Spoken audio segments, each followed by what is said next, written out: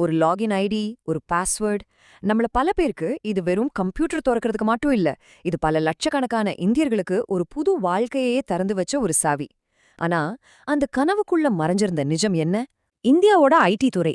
அது நமக்கு கிடைச்ச ஒரு வரமா? இல்ல நம்மளையே கட்டி போட்ட ஒரு நவீன அடிமைத்தனமா? யோசிச்சு பாருங்களேன். இதுக்கு 2 பக்கமும் இருக்கு. வாங்க ஒன்னொன்னா அலசி பார்க்கலாம். சரி, முதல்ல இந்த கனவை எப்படி உருவாச்சுன்னு பாப்போம். ஒரு கீபோர்டும் ஒரு மானிட்டரும் எப்படி ஒரு முழு தலைமுறையோட ஒட்டுமொத்த நம்பிக்கையா மாறுச்சு? வாங்க பார்க்கலாம். 1991ல பொருளாதார தாராளமயமாக்கல் இந்தியாவுக்கு கதவுகளை திறக்குது. அதைத் தொடர்ந்து 90களோட நடுவுல பெரிய பெரிய டெக் நிறுவனங்கள் பெங்களூரு, ஹைதராபாத் மாதிரியான நம்ம ஊர்களை அப்படியே மாத்துறாங்க. 90களோட இறுதியில ஐடி வேலைன்றது ஒரு நடுத்தர வர்க்கத்தோட மிகப்பெரிய கனவா உருவாகுது. இதுதான் அந்த ஐடி கனவோட அஸ்திவாரம்.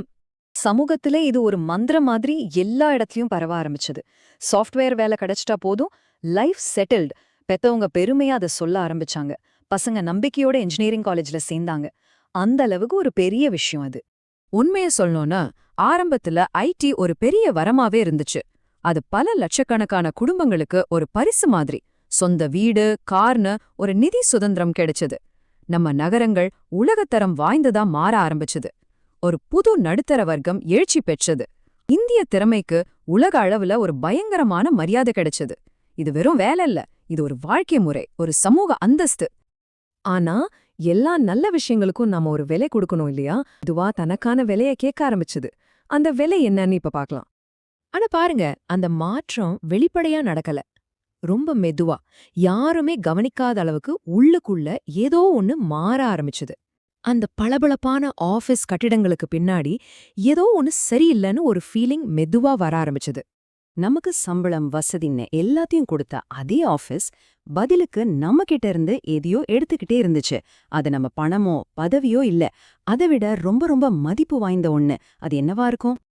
ஆமாங்க, அந்த ஆபீஸ் எடுத்துக்கிட்டது நம்ம கண்ணுக்கு தெரியாத விஷயங்கள். முதலாவது நம்மளோட நேரம், அடுத்து நம்மளோட சக்தி, அப்புறம் கடைசியா நம்ம யாருங்கிற நம்மளோட அடையாளம். இது எல்லாத்தையும் அந்த சிஸ்டம் ஒரு சிலந்தி வலை மாதிரி மெதுவா உறிஞ்ச ஆரம்பிச்சது. சரி, அந்த சிஸ்டம்குள்ள நிஜமான வாழ்க்கை எப்படி இருந்துச்சு? அந்த கனவோட இரண்ட பக்கத்தோட அன்றாட யதார்த்தம் என்ன? நம்ம வாழ்க்கை கடிகாரத்தை பார்த்து ஓடல. லாகின், லாக் அவுட்டை பார்த்து தான் ஓடிச்சு. காலையில லாகின் பண்ணோன்னே டிக்கெட்ஸ், டெட்லைன்ஸ், கால்ஸ்னு ஒரு சுழற்சி ஆரம்பிக்கும். மீட்டிங்குகளுக்கு நடுவுல தான் நம்ம வாழ்க்கையே ஓடுற மாதிரி இருக்கும். சாயங்காலம் லாக் அவுட். மறுநாள் மறுபடியும் இதேதான். இது ஒரு முடிவே இல்லாத சக்கரம் மாதிரி சுத்திட்டே இருந்துச்சு. இதுல நைட் ஷிஃப்ட் பத்தி சொல்லி ஆகணும். அது ஒரு தனி கதை. உலகளாவிய வாடிக்கையாளர்களுக்காக வேலை செய்யறதுனா நாம அவங்க நேரத்துக்கு வாழணும். நம்ம உடம்பு தூங்குன்னு கெஞ்சோம். ஆனா நம்ம மேனேஜர் டெலிவர் பண்ணுன்னு சொல்லுவாரு. நம்மளோட ஆரோக்கியம் மெதுவா அடிவாங்க ஆரம்பிக்கும். ஒரு கட்டத்துல இந்த கேள்வி நம்ம எல்லாருடைய மனசுலயும் கண்டிப்பா வந்திருக்கும். நான் என்னோட கனவை உருவாக்கவா இங்க வந்தேன், இல்ல வேற யாரோ ஒருத்தரோட சிஸ்டம பராமரிக்கிறதுக்கு மட்டும்தான் இங்க இருக்கேனா? புதுசா ஏதாவது கண்டுபிடிக்கணும், உருவாக்கணும்னு ஆசையோட வந்திருப்போம். ஆனா கடைசியில நம்மளோட வேலை பக் சரி செய்யறதுலயும் மீட்டிங் அட்டென்ட் பண்றதுலயுமே முடிஞ்சிரும். அப்போ கடைசியா இது வரமா இல்ல தங்க கூண்டா? இந்த ஐடி புரட்சியோட இறுதி தீர்ப்பு என்ன? இந்த ஒரு நம்பர், இதுல ஒரு பெரிய மாய இருக்கு.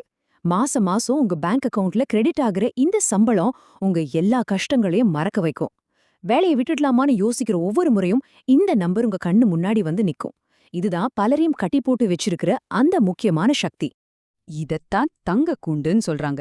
உங்களுக்கு கிடைக்கிற அதிக சம்பளம், இஎம்ஐ, லோன், உயர்ந்த வாழ்க்கை தரம், இது எல்லாம் சேர்ந்து உங்களுக்கு பிடிக்காத ஒரு வேலையில உங்களை சார்ந்திருக்க வைக்கும். அதை விட்டு வெளியே வருது கிட்டத்தட்ட முடியாத ஒரு காரியம் மாதிரி தோணும். அந்த கூண்டு தங்கத்தால செய்யப்பட்டதா இருக்கலாம், ஆனா அது கூண்டுதான். நம்ம ஆரம்பிச்ச அதே இடத்துக்கே திரும்ப வருவோம். இந்த தங்க கூண்டை வச்சு பார்க்கும்போது இது நிஜமாவே ஒரு நவீன அடிமைத்தனம் தானா? நேரடியா அப்படி சொல்லிட முடியாது. ஏன்னா இங்க யாரும் நம்மள கைய கால கட்டி போடல. ஆனா அந்த கூண்டை விட்டு வெளியே போற பாதை இருக்குல்ல, அது கூண்டுக்குள்ள இருக்கிறத விட ரொம்ப ஆபத்தானதா தோணுது. அதனால நாமளே நமக்குள்ளே சொல்லிக்கிறோம், உள்ள இருக்கிறதே சேஃப்னு. ஒருவேளை இந்த முழு கதையும் இந்த ஒரு வரியில சுருக்கி சொல்லிடலாம்னு நினைக்கிறேன். இந்திய ஐடி துறை வெறும் வேலைகளை கொடுக்கல, அது மக்களுக்கு ஒரு சிறப்பான வாழ்க்கைய கொடுத்துச்சு. ஆனா அதுக்கு பதிலா அவங்க நிஜமா வாழ நினைச்ச வாழ்க்கைய அமைதியா அவங்க கிட்ட இருந்து எடுத்துக்குச்சு. இதுதான் அந்த லாகின் ஐடி கொண்டு வந்த கனவோட மிகப்பெரிய முரண்பாடு. இத பத்தி நீங்க என்ன நினைக்கிறீங்க? மறக்காம உங்க கருத்துக்களை எங்க கிட்ட பகிர்ந்துக்கோங்க.